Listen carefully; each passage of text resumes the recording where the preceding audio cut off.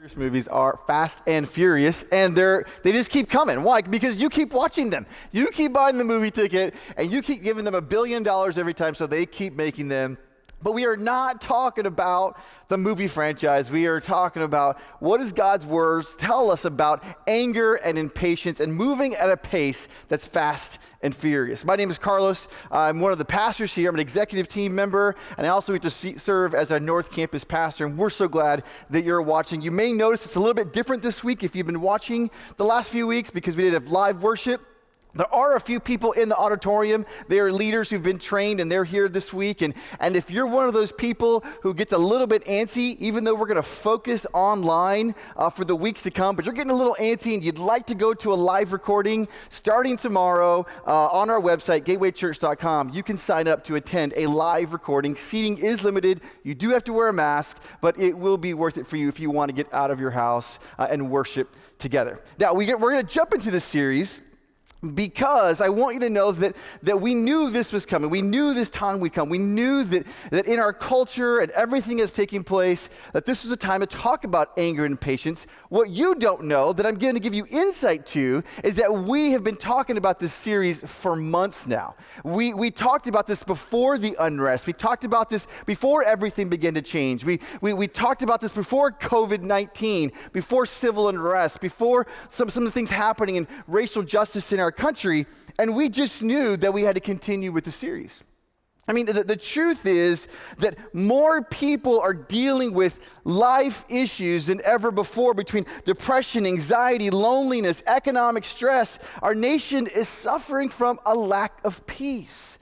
I mean, people have had loved ones die and they can't even bury them in peace. So we're doing a memorial here at Gateway this next week, and we had to limit the amount of people who could come to the memorial. And so we're dealing with all sorts of emotions, all sorts of things happening. And the truth is that right now, not last week, a year ago, right now, our nation is stirred.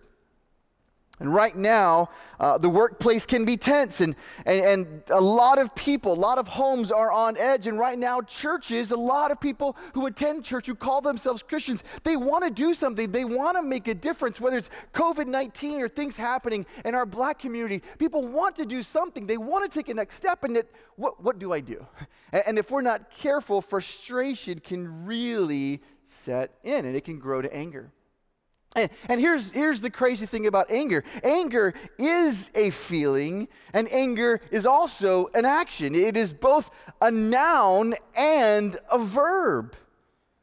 But something that anger is not is that anger is never the root issue of what we're feeling or what we're doing. And impatience and anger, if we're not careful, it works its way, and it eventually has to come out. And if we're not careful to be mindful of the way we think and mindful of the way that we act, eventually it bubbles up to the surface and explodes out in all sorts of ways. Let me tell you a quick story about where my anger issues came from. Now, sometimes when I'm speaking, people will say, Carlos, you're really intense, you're really passionate, and you're kind of funny, but man, sometimes I don't know how to take you because you just seem so passionate. Some people would say angry, and my kids will say, Dad, you're so mean. I'm not mean. It's an optical illusion, let's call it that, right? Because this little line in my forehead right here, this little butt crack, I was born with it, okay? I can't help it. I don't look angry all the time. My mom said I was born with this little line, and Botox will not take it away. Not that I've tried or anything, but this intensity on my face is because I'm a passionate person. Where did that stem from? And I was thinking this week about where did my parents model for that intensity for me? I'm going to tell a story of each of my parents. The first one's going to be about my mom. I was 12 years old, and we were leaving South Texas. I grew up in a small town called Uvalde, Texas, west of San Antonio. And we were moving to Michigan, and our move there, I love school, and I love learning. And so my mom and I go to the school to register for classes, and I was very disappointed when I was told that I was not allowed to sign up for honors courses at the new school. We had met with the counselor and we'd met with the teacher who represented the honors program, and they said, no, you can't sign up for the honors courses. And the way they did it, they said, you guys down in Texas have a different education system. It's not the same as here in Michigan.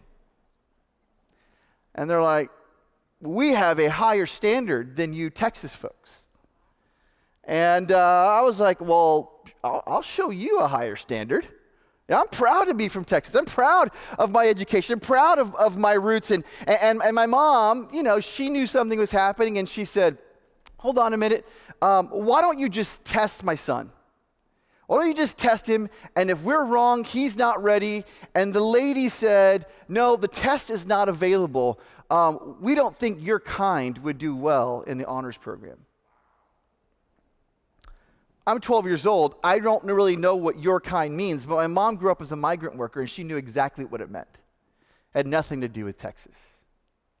My mom talked with a very heavy Spanish accent, and she turned into another woman because my mom loves Jesus, and she's so sweet, and she's so kind. She has this great disposition, but she was getting angry. And I was like, ooh, Incredible Hulk is coming out. Oh, what's going to happen? And my mom said, mijo, prepárate, get ready. You're going to take the test. And I'm like, well, the lady just told me, you're going to take the test. And she stood up for me that day. She goes, you're going to give my son the test. And the lady didn't know what to do, so she got a little frustrated, and she gave me the test. I took the test. An hour later, I'm in the honors program. And I was like, yeah, I'll show you I can do it, right? I'll show you I can do it. I get into the class with the same teacher who was with the classroom. And I was taught in my education, it's okay to think outside the box. It's okay to question things, especially when it came to education. So I'm 12 years old, I'm questioning the teacher and what she's teaching, and she kicks me out of the classroom because I'm being disruptive. So I have to take my desk in front of my entire classroom and go out to the hallway for the rest of the semester. And back in the day, students, if you're watching, well, we used to do when I was growing up, all the grades were posted on the wall, and you knew who got what grades. And we had a ranking system. And I had told myself that day, I am going to be first in this class. I'm going to show this teacher that I can get an A, top of the class, even without seeing her face. And that's what I did. And I remember thinking, for the rest of my life, I always want to be top of my class. For the rest of my life, I never want to be second class. For the rest of my life, because my mom showed me, you don't have to be second class. But it was this righteousness. There was something right about it. And I remember thinking, they had my transcripts. They interviewed me. They knew I could speak English. They just didn't want me. And my mom said, you may not want him, but we're going to fight for him to have his place.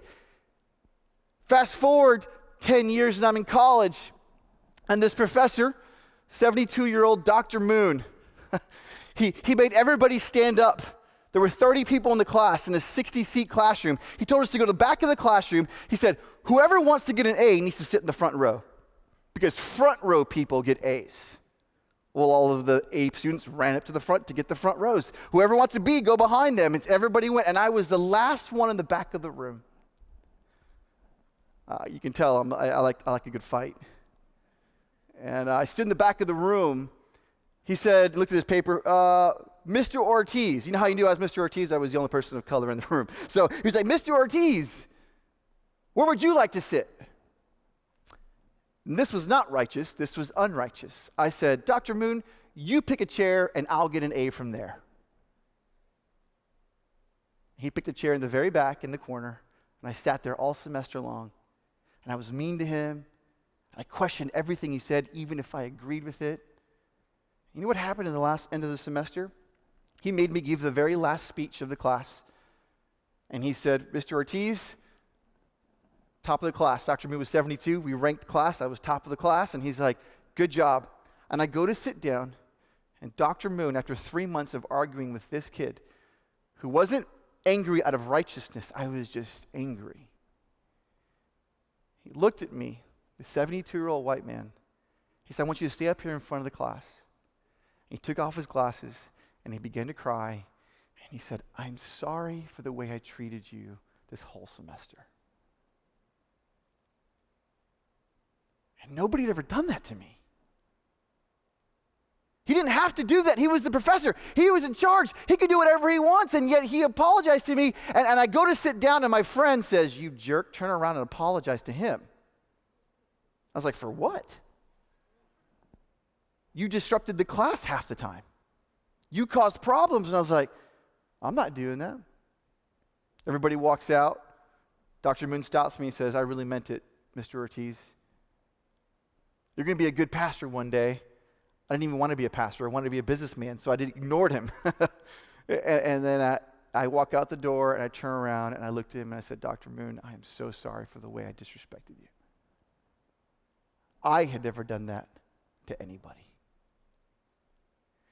And yet we had this moment because it's okay to want to do something and make change out of righteousness, something that is rooted in who God is and in justice. But it's not okay to let those things that are unrighteous, those things that are apart from God, those things that separate us from God, to allow us to be angry in a way that is not connected to anything that has to do with what is right. And my mom showed me the way. She showed me that I don't have to fall into my worst impulses. I don't have to give in to peer pressure, that I could turn the tables in my own way and make a difference. But I had to be focused on the change I wanted to make. And if we're not careful, we can paint brushstrokes in this country of this person's this and that person's that because of the way they display their frustration. But I would tell you what would happen if a camera were on you all the time. Not any one of us can control our emotions every single time. At some point, what we think and we feel come out. So as we walk through Fast and Furious, I want us to understand that we have access to the power of who God is. We have access to be reliant on God in this journey of life and our emotions and everything that we are. And in that, God sets us up to succeed through his Son, Jesus. And that is what we're going to talk about. As we go into God's word over these next few weeks, we're going to really be walking through 1st and 2nd Samuel.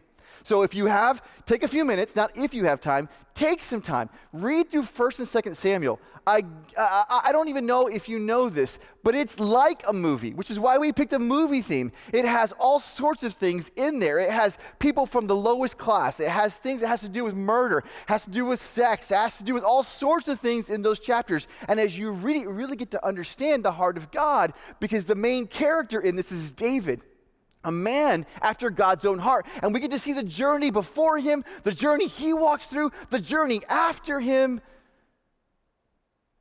and what it means and how do we interact with anger and impatience.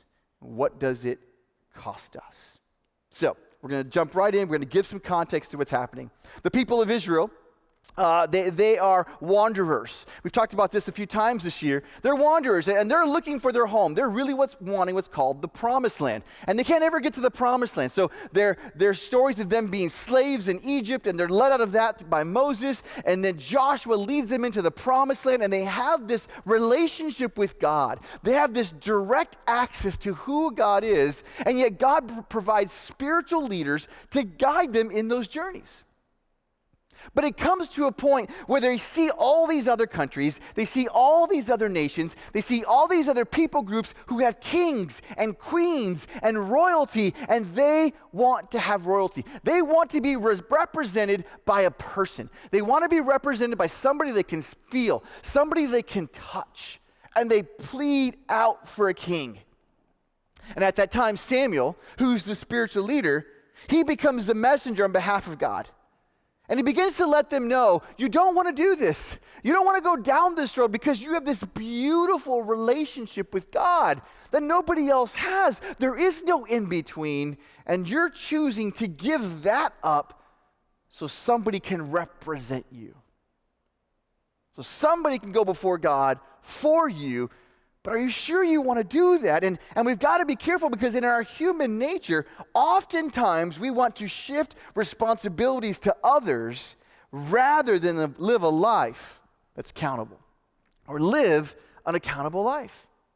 And how many times do we get tired of life? How many times is it just easier to say, you know what, I really don't want to serve the poor. I want to make a difference, but I don't have the time to, so I'm just going to write the check. And that's great. We're grateful for the generosity, and we can put that in the hands of incredible volunteers who want to make a difference. But how many times has God asked us to be hands and feet?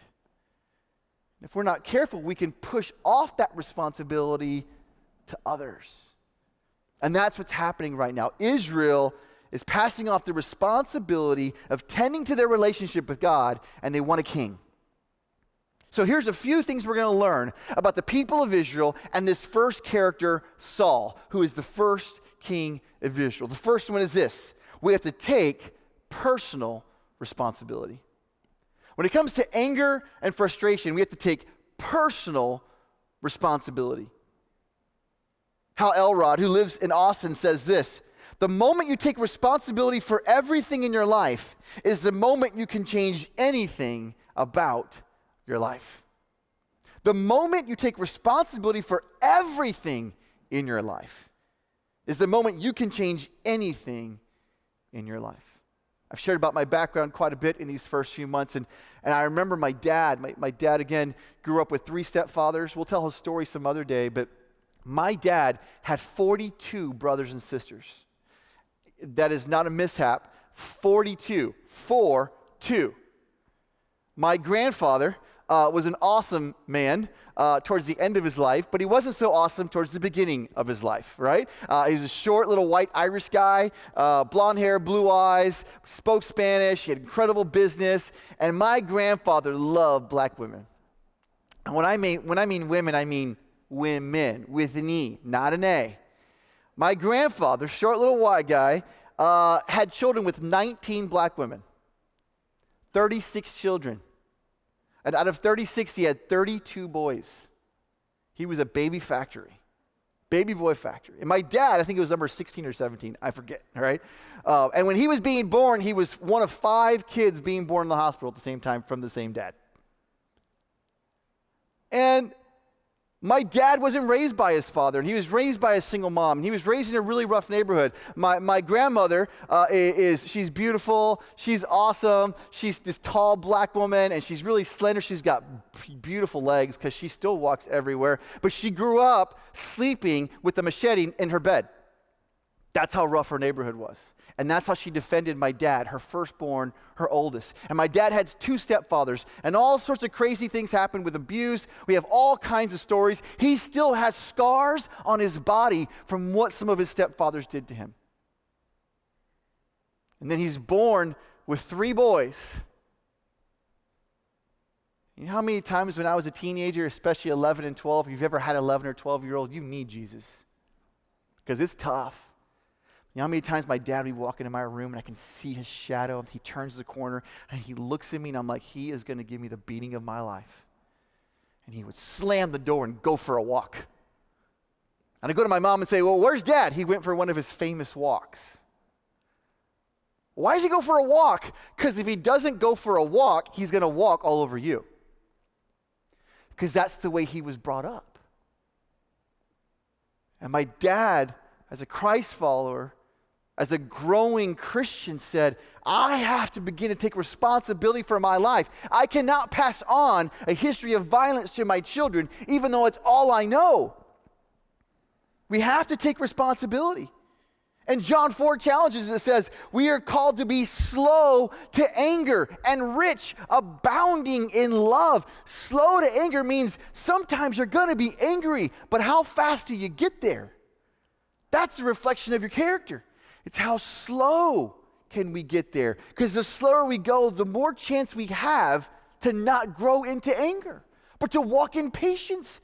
And they were called to be abounding in love. You know what abounding means? It means not just enough love to get through. It means having love for everybody who comes in contact with you. How do we do that? It's through the access that we have to God's power in our life for change. This is quite similar. Luke 12:48. To whom much is given, much is expected.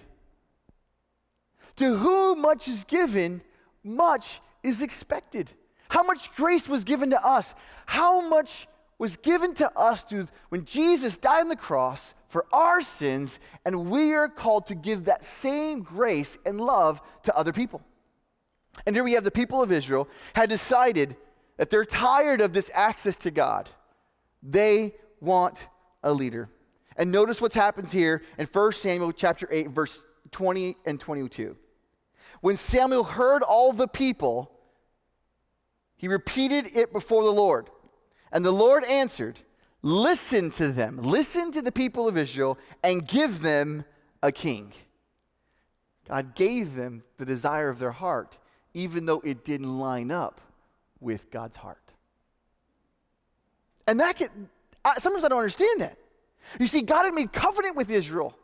He'd given them special access, and they chose to give that up to have a king. And God's like, okay, this is what you want. I'm going to give you that.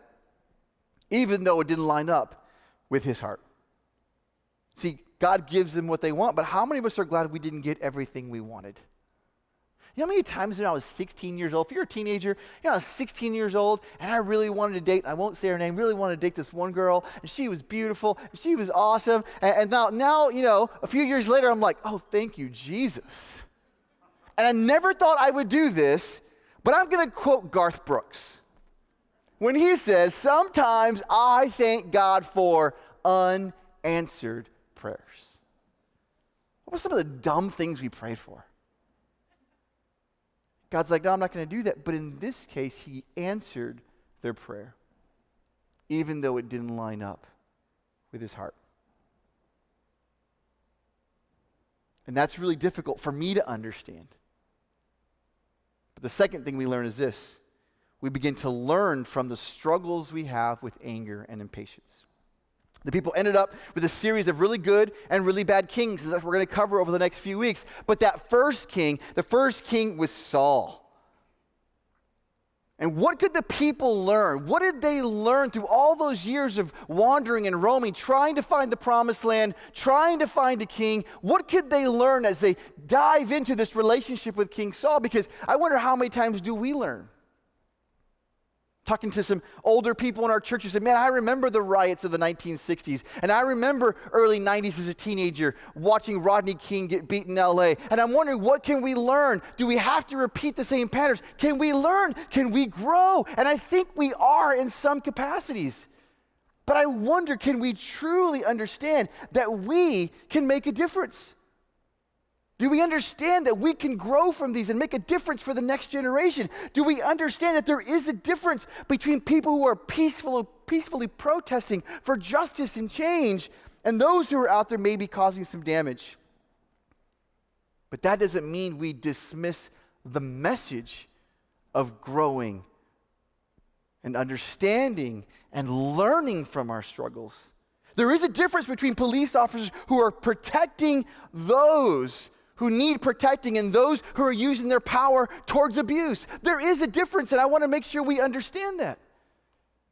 We have multiple police officers in our church who are working through what that means as they give their lives to protect people, at the same time understanding that they may not be like everybody else, that there is a segment of the population who isn't doing what's right, and yet if we're not careful, we will say everybody and everyone who believes this way and everyone who believes that way. And I wonder what happened to all of us using our brain and thinking and dialoguing and having conversations with people. That's the beauty of it. That's the beauty of relationship. That's the beauty of Gateway. That's the beauty of who God is in the body of Christ, that we can have conversations and begin to understand and learn from one another, because we have to learn. Because we can be the generation that actually insists for change, good change. So Saul's the first king, and now he is coming into a country that really has lost its way, because they're trying to remove themselves from a relationship with God, and they want the king to stand in his place. But things aren't all that bad with Saul. We're going to talk about him as a bad example, but God did choose him as king, and he did choose him from the least tribe, and he did raise him up. And there were a lot of good qualities about Saul, and yet in his character, there were cracks early on. In his character, we would see he would be exposed because he never worked on those character traits. But we know God was with him. Because in 1 Samuel chapter 10, verse 9 to 10, it says this: as Saul turned to leave Samuel the prophet, God changed Saul's heart. And all these signs were fulfilled that day. When he and his servant arrived at Gibeah, a procession of prophets met him, and the Spirit of God came powerfully upon him, and he joined in their prophesying. God was with Saul. Yes, he had character flaws, and yes, he made some mistakes that we'll talk about, but God was still with him. Helen Keller says this: the struggle of life is one of our greatest blessings. It makes us patient, sensitive, and godlike. It teaches us that although the world is full of suffering, it is also full of the overcoming of it. And even though Saul had so much in his life he had to overcome, that God was with him and that God wanted him to learn from the struggles. And each of us have access to God the way Saul had access to God, to learn from those struggles. But the third thing is really important. It's something that Saul didn't do. We have to ask for wisdom and guidance. At one point in his journey, Saul faced off with the Philistines, and he was going off to battle, and he needed God to be with him. So he was going to make a sacrifice, and he invited again Samuel, the prophet, and he was supposed to be there after 7 days, and Samuel didn't show up. Don't you hate that? When you're on time for something, and the other person doesn't show up? When you've ordered something, and they send you the email and the text saying it's going to be here between this hour and this hour, and it doesn't happen? Or they send you that email that says between 9 a.m. and 4 p.m. we'll make the delivery. What are you talking about? You need a 7-hour window? And Saul had this window, and the window closed. So he took it upon himself. We're going to read a few verses. 1 Samuel 13, starting with verse 8. Saul waited 7 days, and the time set by Samuel, but Samuel did not come to Gilgal.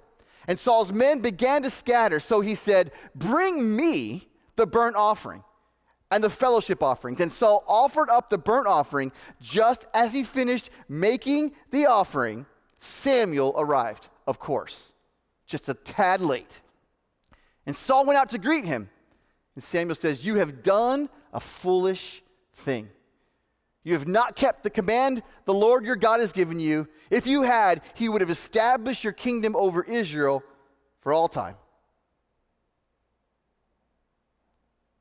How hard is it that you wait and you wait and you wait and you think you're doing the right thing, but you take everything in your own hands, and what happens is you ruin everything.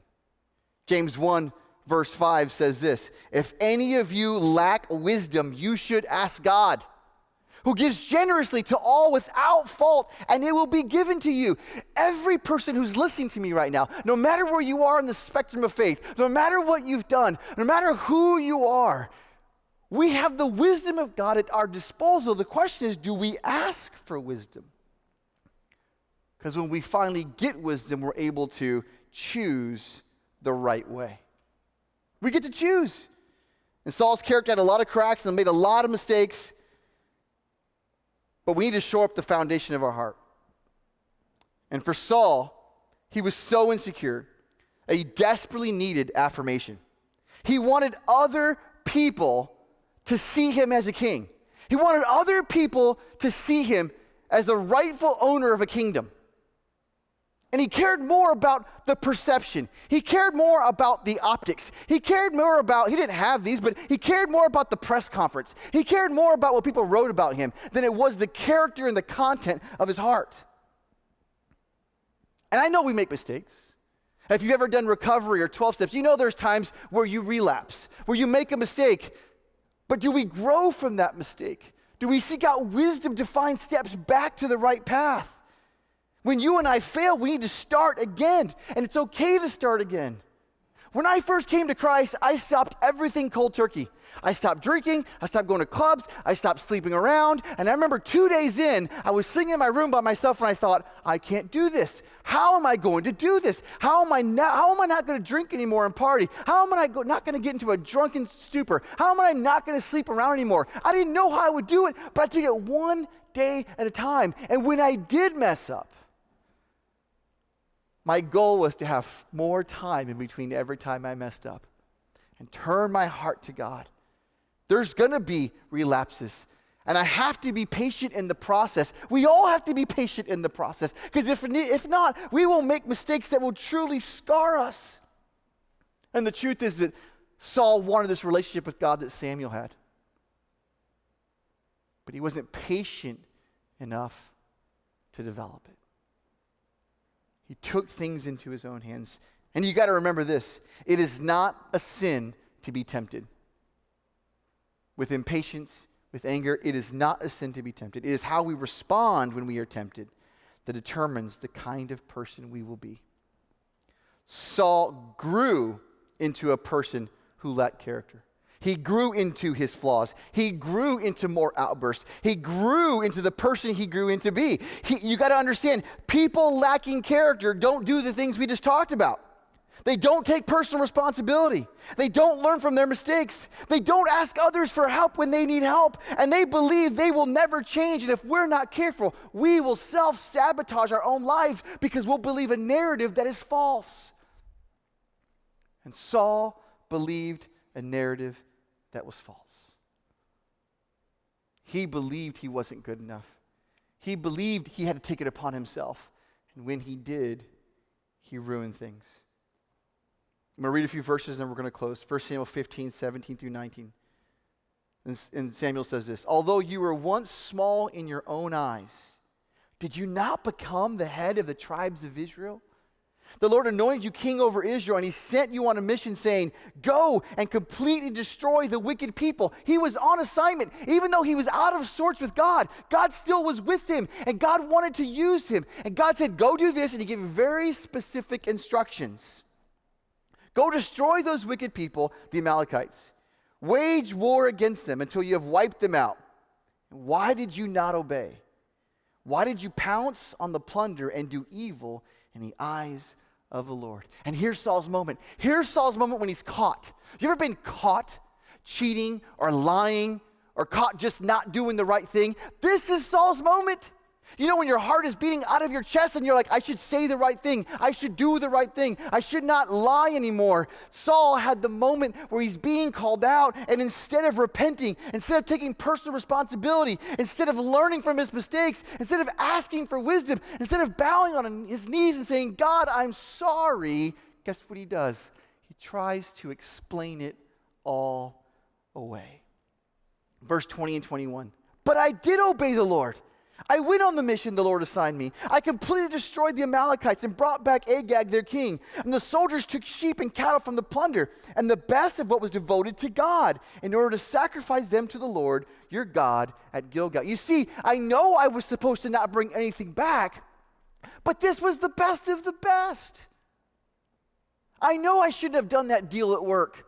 I knew we took more money from those people than we should have. I know we did this, and we know we did that, but I tithed off of it and I gave it to the church, or I did good with it, but it came from a source of impatience. It came from a source that was not in line with God's heart. Have you ever done that? Have you ever tried to explain away your decisions and your mistakes instead of just owning them? When we do that, it eats at our soul. Eats at who we are. And Samuel replied, verse 22 and 23, does the Lord delight in burnt offerings and sacrifices as much as in obeying the Lord? To obey is better than sacrifice, and to heed is better than the fat of rams. For rebellion is like the sin of divination, and arrogance like the evil of idolatry, because you have rejected the word of the Lord. He has rejected you as king. When we try to explain our lives instead of humbly coming before the Lord, we get what we deserve. Saul's greatest fear of being rejected was the self-fulfilling prophecy. Sir, I don't know who you are. This isn't even in my notes. I don't know who you are. I don't know what you're going through. And you're afraid that woman's going to leave you, your wife or your girlfriend. You're afraid your kids are going to hate you, but you don't mean to hit them. You don't mean to berate them, but you do. And your greatest fear of somebody leaving you, your greatest fear of somebody hurting you is going to be a self-fulfilling prophecy because of your anger and because of your impatience. If you're a boss, if you have your own company, you're afraid your employees are going to leave you, but your impatience and your anger is going to be a self-fulfilling prophecy. Can we take the time to have access to God and humble ourselves and say, God, help me. Help me not to be impatient. Help me not to be angry so that my greatest fears don't come to pass.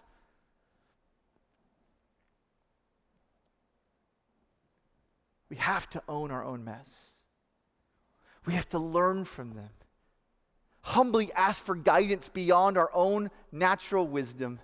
And then we step out and we do what's right.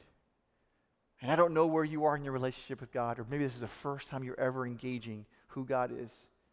But I will tell you this, we believe at Gateway, it's always the right next step in every situation to go before God and humbly offer ourselves, saying, God, break us, remake us. I'm yours. We ask for wisdom. God, as we get ready to close out this service, I ask that you be with us. We're one church in thousands of locations right now. We're in homes all over the place. And as we sing this song, God, we don't sing it to close out the message and turn off the screens. We sing it as a song of faith from our heart to you, that you are above us and your ways are above us and your knowledge is above us. So we humbly come before you when we ask you to be with us. In Jesus' name.